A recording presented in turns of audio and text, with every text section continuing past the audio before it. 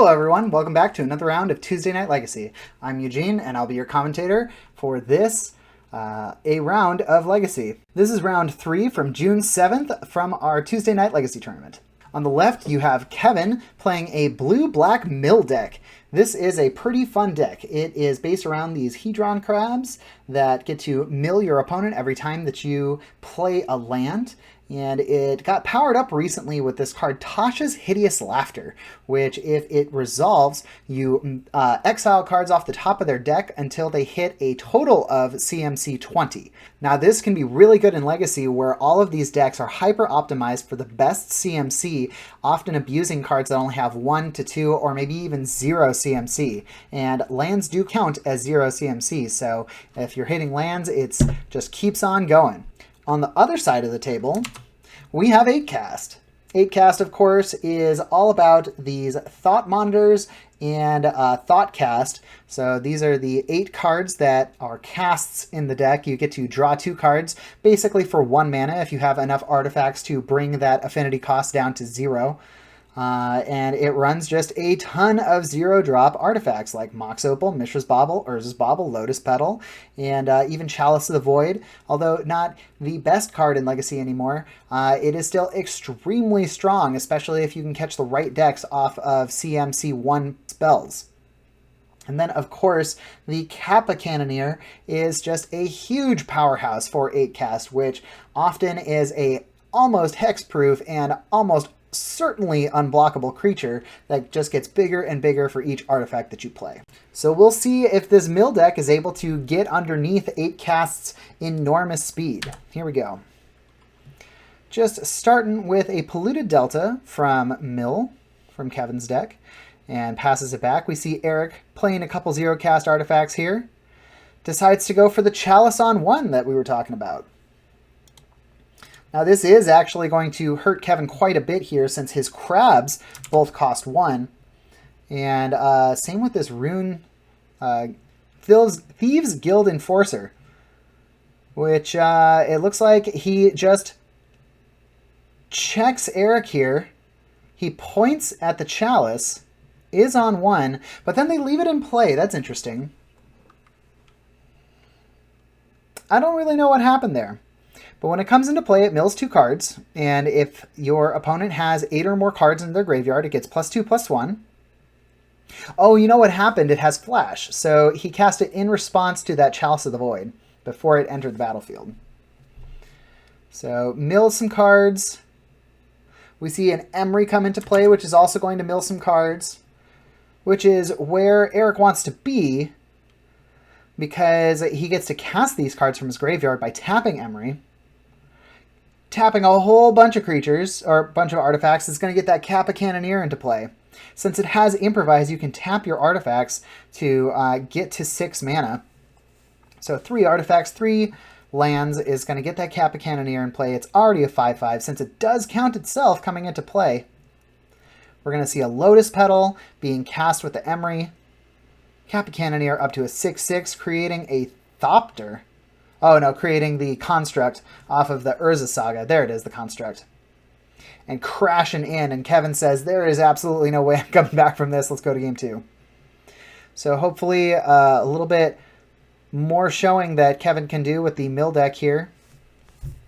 We see him starting off with a Ponder. Looking at the top 3 cards. Can choose to either put them back and draw in the order of his choosing, or he can shuffle these up. Decides to keep him on top and draw a card. And we're going to see Eric start with the Urza Saga into play. And a Mishra's Bauble. Urza Saga, just a powerhouse of a card in pretty much any deck that it's in. Either creating a win condition or getting a Silver Bullet artifact of 0 or 1 CMC, putting it right into play.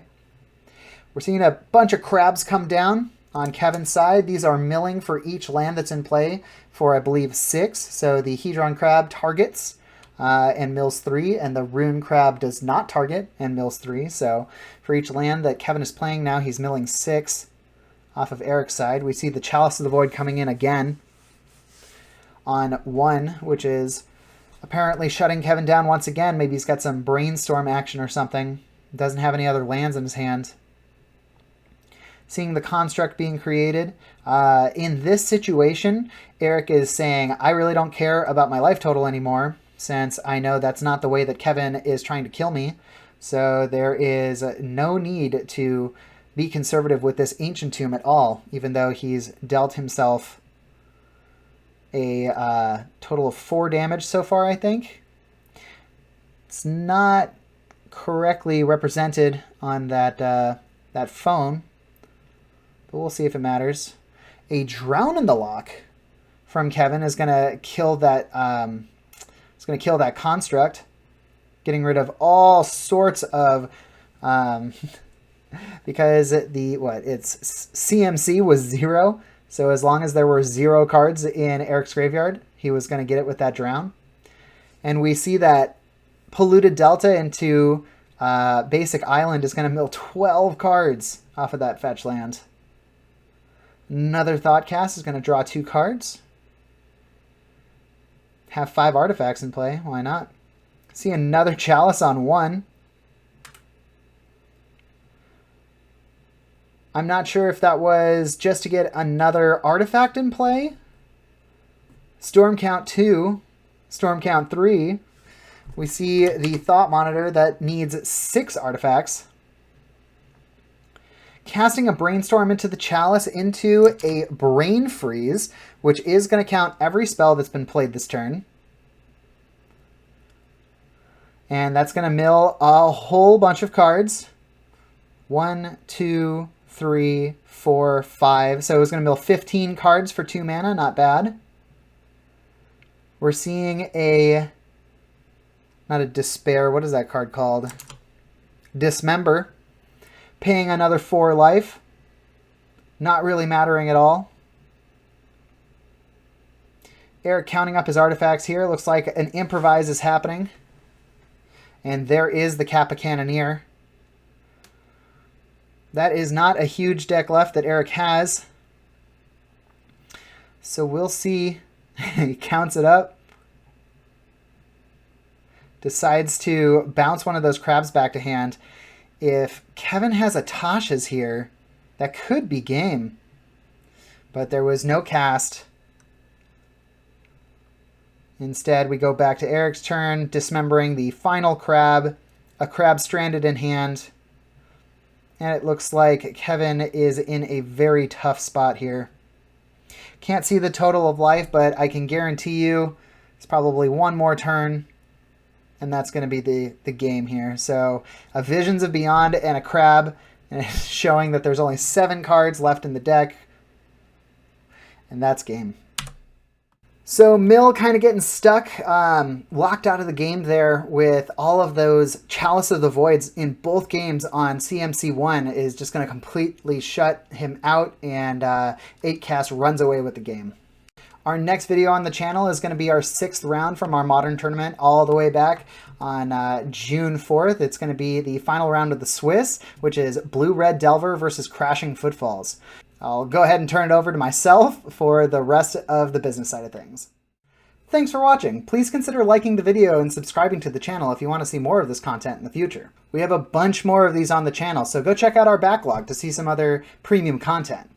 If you're curious about a deck you saw played here, the deck lists are always in the description of the video below. Thanks as always to Spellhold Games for letting us play at their store, and we'll see you next time for some more Magic content on Tuesday Night Legacy. Bye!